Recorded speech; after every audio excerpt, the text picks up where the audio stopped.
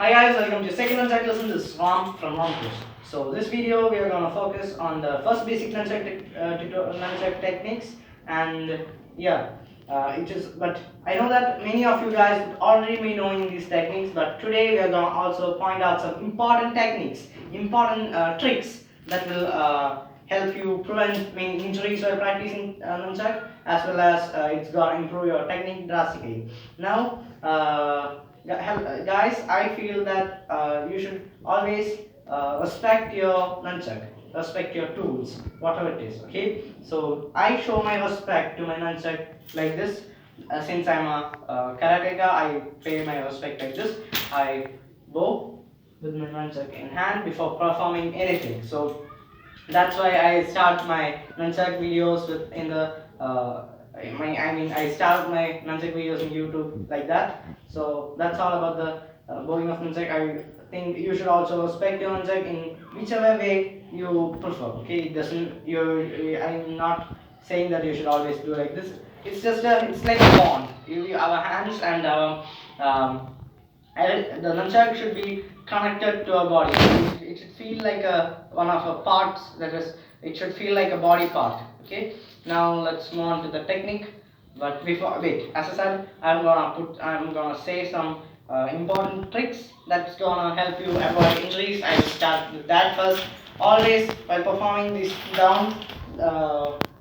Swings that we are going to practice today, always keep your hands 90 degrees to your body. That is, here you should keep a 90 degree, and also here. Okay, this should also be a 90 degree. And while practicing this, you should never fear your nunchuck. Never fear your nunchuck. Okay, that's the second point. So keep your hands at 90 degree and never fear your nunchuck. Always be confident while performing nunchuck, and that's because I was performing this technique while I was learning nunchuck, and at that time I was very scared of my nunchuck.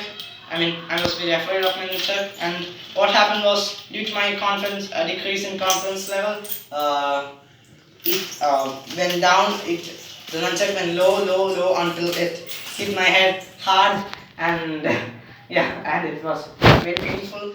So I recommend that you never ever fear your nunchuck. Okay, so let's start.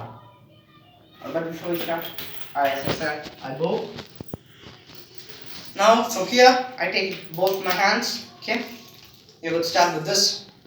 I take it in both my hands, and I perform uchi-uke block. That is a middle block in karate. And so here we are gonna do a very small uchi-uke block. That's a middle block like this. Okay, like this. If I haven't said, I must say that I practice nunchuck as a part of improving my karate techniques. So some of my nunchuck techniques will be related to karate. So we start like this, and uchi-uke block. As said, this is the block. We turn the wrist. And let our hands be carried away by the momentum, by this momentum. Okay, this is how we gonna do it. We turn this, and like this. Okay. Without the nunchuck, it looks like this. This hand goes like this, and this gone like this. Okay, it's going to be like this. Now let's do. This is an uchi-uke block, and just we turn our wrist, and that's all. Now let's move on to the technique. Okay, we check whether our hands are 90 degrees. Yeah, our hands are 90 degrees. Now let's move down. We'll put the nunchuck down. Be confident. It's not going to be as easy like this if you are performing it for the first time. But if you are doing it for the first time, just practice it without anything. Just do it in thin air like this. But always check to have this in 90 degree, and we do it, and we'll repeat it. Okay, until we are confident enough to perform it with nunchuck. Okay. That is, we're gonna turn this down. Okay, many of you would be thinking whether it will be painful while the nunchuck hits our body, well, it's never going to be painful because the nunchuck is gonna hit our body with the Jukonbu region. That's what it matters to. If it's painful or not painful, but if it is a Jukonbu that's hitting our body, it won't be painful. And if it's as a Konte or a Chukon, I mean, what is that? Kikonbu, it's gonna be painful. Okay. Now we hit it slowly, and if you feel confident, you don't have to block it every time. You could move like this, slowly at first. Do it with ease, and then move to full speed. Okay. So that's all about the techniques. This is all about the technique. Just repeat it again. Now let's move on to the other.